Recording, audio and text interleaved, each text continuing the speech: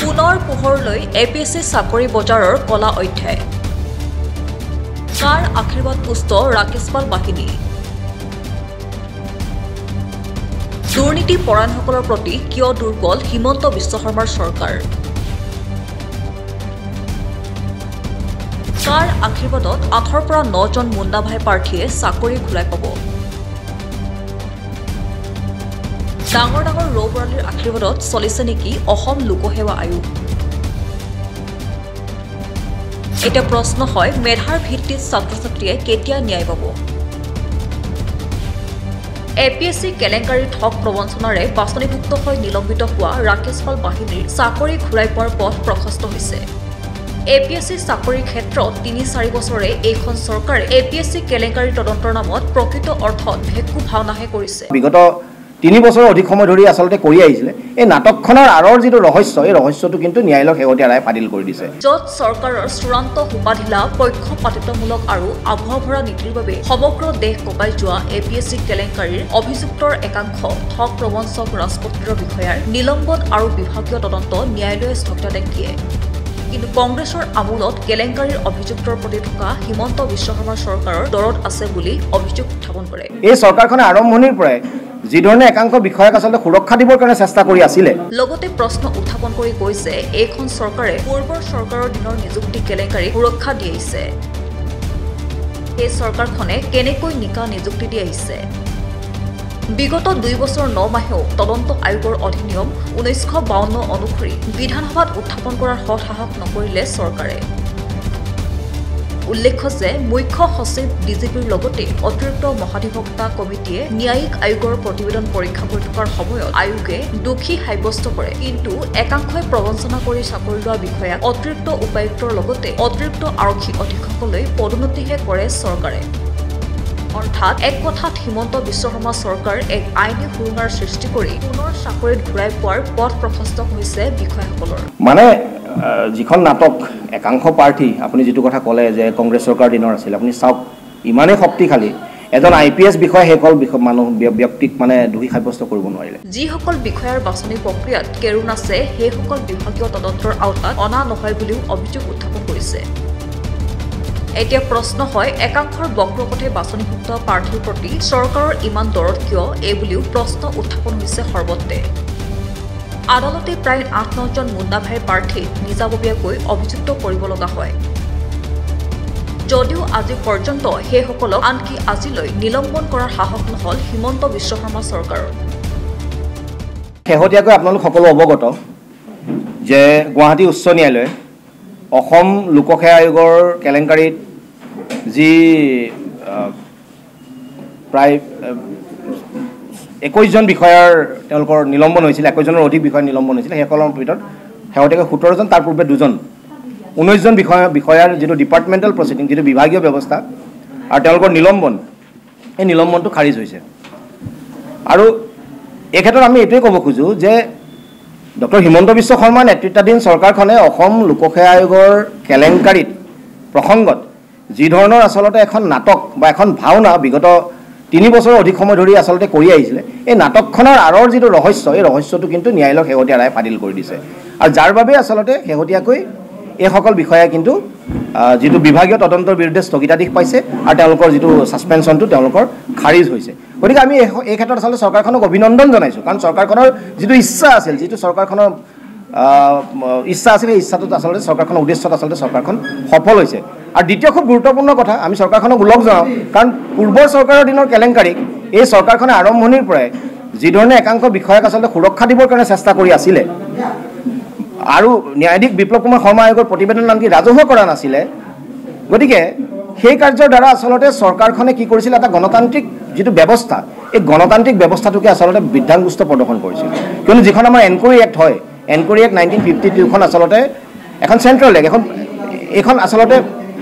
আমাৰ পাৰ্লিয়ামেণ্টৰ উপস্থাপন হৈছিল গতিকে এই এক্টৰ যেটো সেকশন 3 সাবসেকশন 4 অনুসৰি কি কৰিব লাগে সমাহৰ ভিতৰত এই ন্যায়িক আয়োগৰ প্ৰতিবেদনখন কিন্তু বিধানসভাত উপস্থাপন হ'ব লাগিছিল এলং উইথ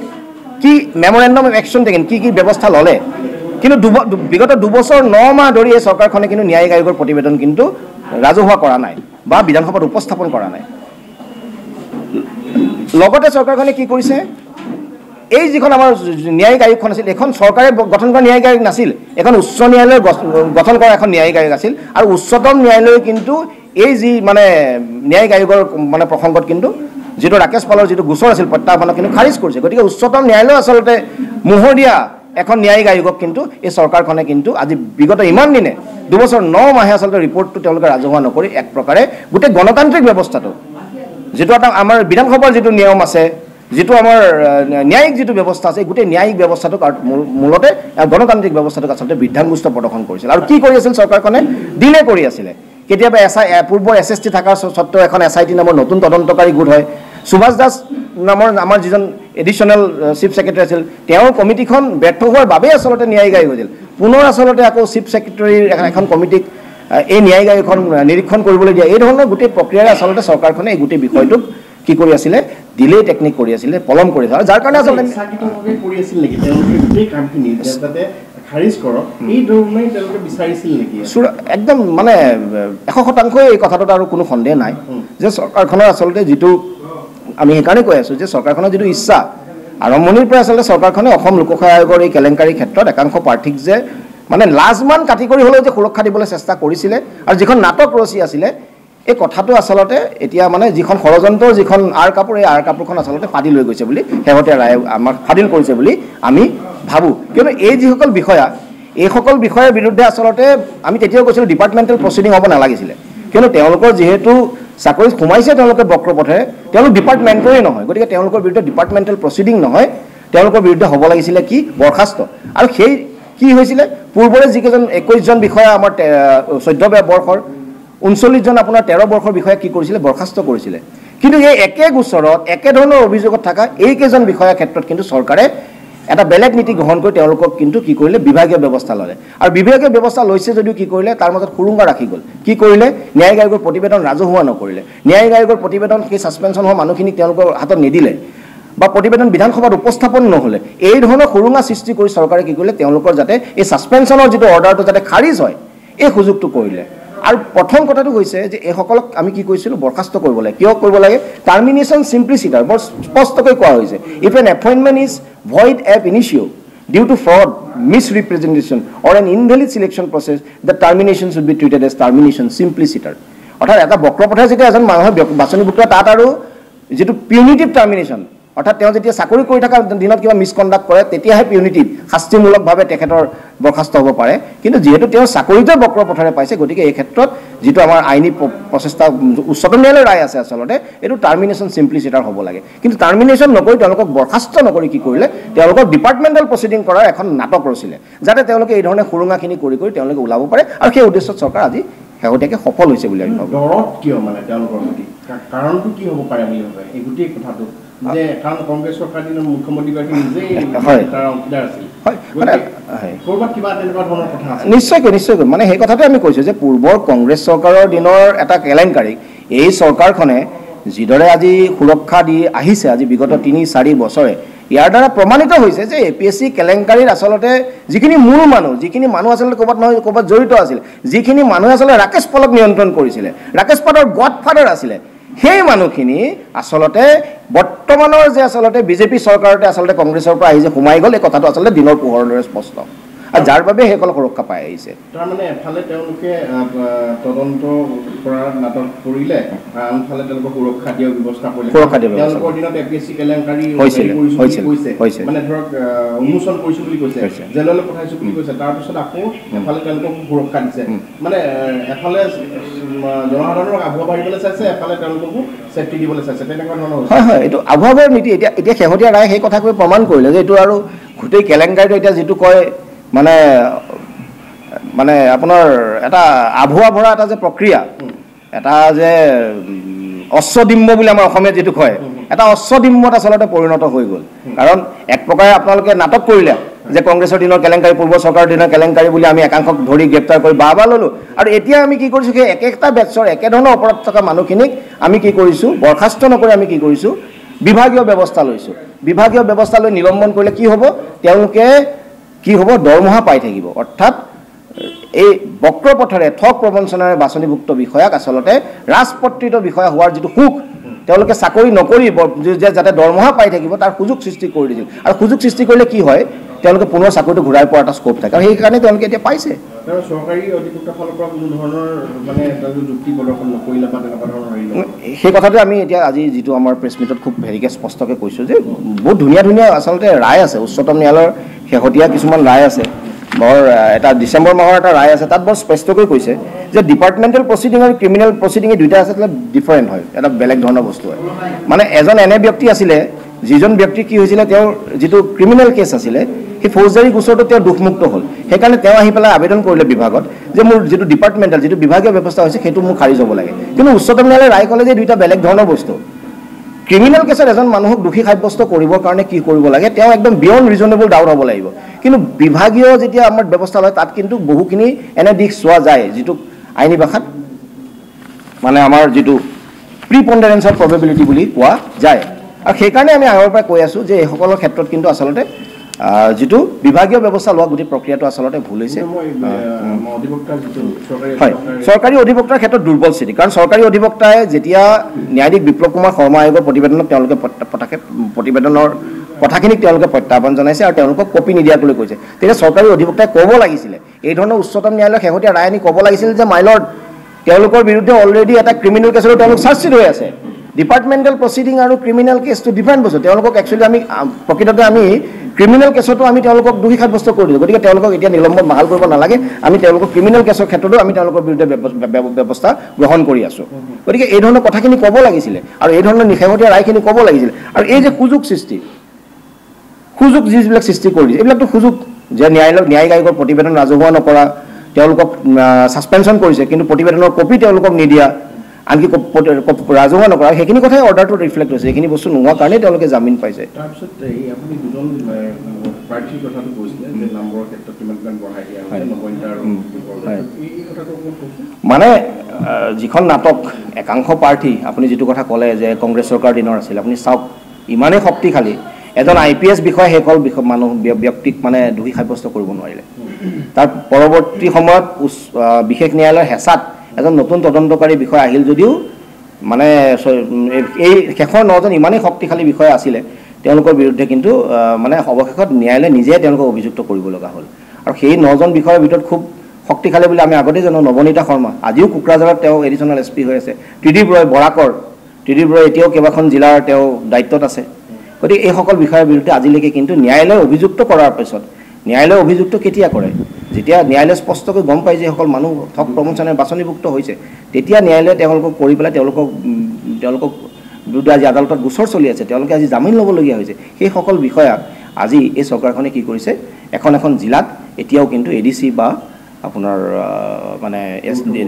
এডিশ্যনেল SP হিচাপে কৰ্মৰত কৰি ৰাখিছে গতিকে ইয়াৰ দ্বাৰা চৰকাৰখনৰ আচলতে যিটো নীতি এই নীতিবিলাক আচলতে স্পষ্ট হৈ গৈছে আৰু সেইকাৰণে শংকা হৈছে যে এইখন চৰকাৰৰ দিনত আজি এতিয়া ADREৰ পৰীক্ষাক লৈ পেলাই বহু অভিযোগ আছে এই চৰকাৰখনে যিখন চৰকাৰে পূৰ্বৰ চৰকাৰৰ দিনৰ নিযুক্তি কেলেংকাৰী ক্ষেত্ৰতেই বিহিত ব্যৱস্থা লোৱাৰ ক্ষেত্ৰত সৎ সাহস নাই সেইখন চৰকাৰে কিমান নিকা আৰু স্বচ্ছ পৰীক্ষা অনুষ্ঠিত কৰিছে এয়া দিনৰ পোহৰৰ দৰে স্পষ্ট আৰু পৰীক্ষাবিলাক নিকা স্বচ্ছতাৰ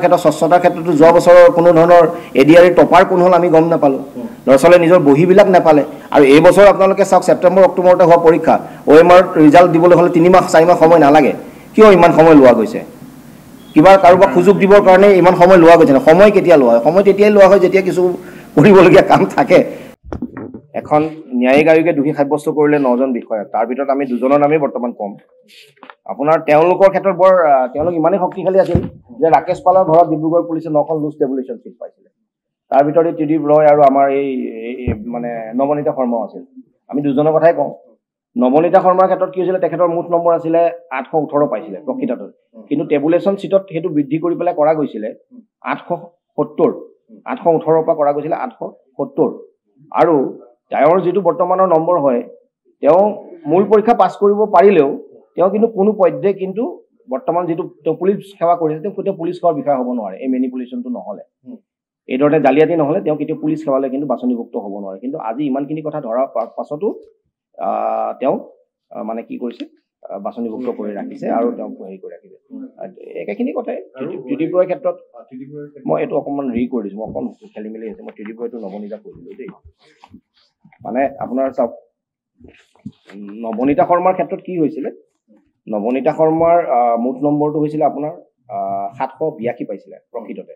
কিন্তু যিখন আপোনাৰ ৰাকেশ পালৰ ঘৰত যিখন 9খন লুজ টেবুলেশ্যন চিট হৈছিলে য'ত ৰাকেশ পালৰ নিজৰ হাতৰ আকাৰ নম্বৰ বৃদ্ধি কৰিছিলে তাত কি কৰিছিলে নবনীতা শৰ্মাৰ নম্বৰটো বৃদ্ধি কৰি পেলাই 782 পৰা কৰিছিলে 832 গতিকে তাৰ ফলত কি হৈছিলে তেখেতে অসম পুলিচ সেৱালৈ বাছনিভুক্ত হৈছিলে কিন্তু এইটো যদি বৃদ্ধি নকৰিলে তেতিয়া কোনো পধ্যে কিন্তু অসম পুলিচ সেৱালৈ বাছনিভুক্ত নহ'লহেঁতেন আৰু তাতকৈ ডাঙৰ কথা নবনীতা শৰ্মাৰ যিখন আমাৰ মানে টেবুলেশ্যন চিটত ৰাকেশ পালৰ নিজৰ হাতৰ আকাৰ আছিলে নম্বৰ বৃদ্ধি কৰাটো আনকি অসম পুলিচৰ যিটো কল ডিটেইলছ ৰেকৰ্ড উলিয়াইছিলে এতিয়াও আছে সেই তথ্যত নবনীতা শৰ্মাৰ তেওঁ ভাতৃ প্ৰিয়াংকুজ্যোতি শৰ্মা তেওঁ কেইবছৰ ACS পাইছিলে এই দুইজনে যে ৰাকেশ পালৰ লগত যে কথোপকথন কৰি আছিলে তাৰ স্পষ্ট পোৱা গৈছিলে ইমানখিনি পিছতো সেই মানুহখিনিক লাষ্ট চাৰ্জশ্বিটত অভিযুক্ত নকৰিলে ন্যায়ালয়ে শেষত তেওঁলোকৰ বিৰুদ্ধে চমুটো তেওঁলোকক অভিযুক্ত কৰিব লগা হ'ল ইমানৰ পিছতো ইমান নিলজ্জভাৱে এখন চৰকাৰে এই নবনীতা শৰ্মাৰ দৰে বিষয় আজি কোকৰাঝাৰৰ নিচিনা এখন জিলাত এডিশ্যনেল SP কৰি ৰাখিছে ঠিক সেইদৰে ত্ৰিদীপ ৰয় একেধৰণে আপোনাৰ তেওঁক মানে ন্যায়ালয়ে তেওঁক